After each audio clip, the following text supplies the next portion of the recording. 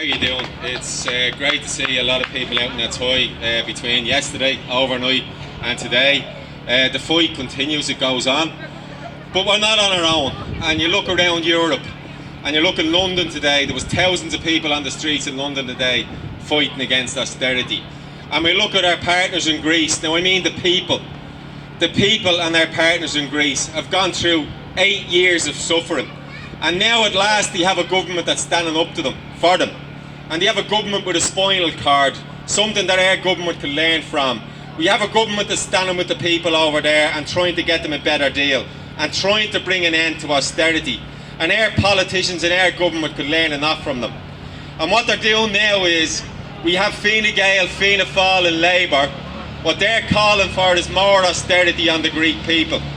I listened to a speech in Belgium today from a Belgian MP standing up for the people in Greece, standing up against austerity. And he gave a few statistics out. Now the heartless guys, I think they're called Wall down here from Labour. What Mr. Wall down here from Labour wants to happen. The statistics in Greece as it stands at the minute is, there's 2 suicides a day in Greece because of austerity. There's 45% pension cuts that have been experienced by workers because of austerity. There's 40% wage cuts that have been experienced by workers because of austerity. Mr. Wall and his colleagues in Labour and his colleagues in Fianna Fáil and Fine Gael want even more cuts on them people. So that would equal to more suicides. So that would show how Mr. Wall and such a heartless bastard he is, and the people of his party is, and the people of Fine Gael are. And also for Mr. Wall, who tries to tell himself that he's a champion of working people, that he's a champion of trade unions. Another issue that they want to bring in, the Troika want to impose on the people of Greece, is they want to impose a ban on collective bargaining. That means a ban for unions negotiating on behalf of their people. That's what a Labour Party man called Wall, your TD, wants to bring and impose on the ordinary workers of Greece. This is what he wants to do. But we need to learn from that, and we need to elect politicians that have spinal cords like the politicians in Greece, who will stand up to the pressure from the Germans, from everybody in Europe fighting against them. They'll fight for their people to the last. That's what we want to vote for when it comes to the next election. And when we talk about the next election, we need to show people, I'd appeal to Jerry Adams, I'd appeal to Richard Boyd Barrett and Joe Higgins.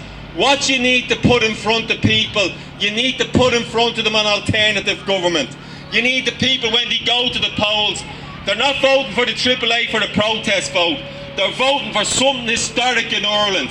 I'd ask the AAA people before profit and every other party that say they stands for the people to put up a document that they can agree to in government, so people know when they vote left, they're voting for an historic alternative government.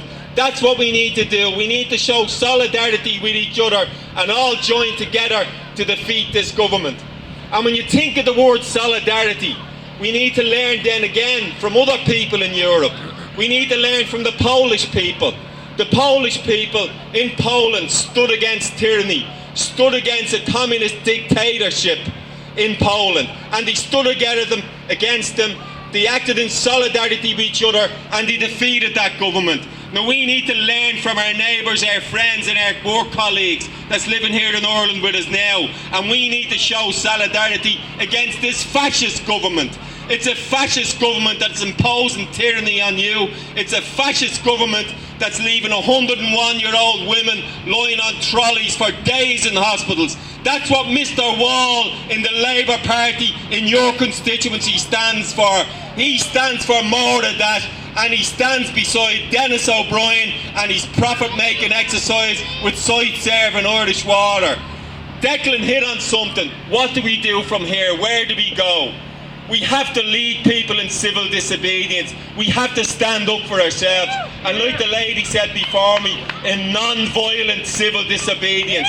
And what I say to people, Declan put it to us about the water meters, and Elaine introduced me. I'm challenging Alan Kelly, I'm challenging this government. I will continue to take out anybody's water meter that wants them out. I'm asking yous, prosecute me. Because I won't abuse a guard on the street or abuse an Irish water worker. I'll come in after they've left. I'll take out the meter. It's my property, and if the resident wants a water meter off his property, he has the right to do it. We have to stand up against them. We have a date all in our minds, the 30th of June.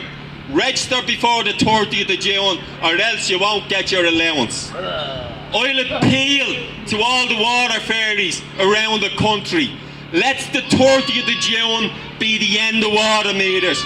I'm asking all the people where I live in Navan to stand up with me on camera. I'm asking the people in Westmeath to stand with the water fairies on camera. I'm asking the people of Athy Co Kildare to stand with their water fairies on camera and take these meters out. They're going to threaten us with 5 months or €5,000 fines and 3 months in jail. We're going to stand up for them. We're going to take the lead from Stephen Bennett. Stephen is standing up for your constitutional rights to protest. Now, your house is your property. They have no right to put a site-served meter belonging to Dennis O'Brien in anybody's house. Think of the lead dispute that went on during the week, right? The lead in your water that's been in there since the 1970s, that the incompetent people like Mr. Wall, like the incompetent people like Fianna Fáil and Fine Gael councillors in this town have allowed happen for years. They said to you during that debate that the lead from the stopcock back into your house is your responsibility. Now, if the lead pipes are your responsibility from your stopcock, that's your stopcock, and Irish Water, Fine Gael or Dennis O'Brien has no right to impose his water meter on you.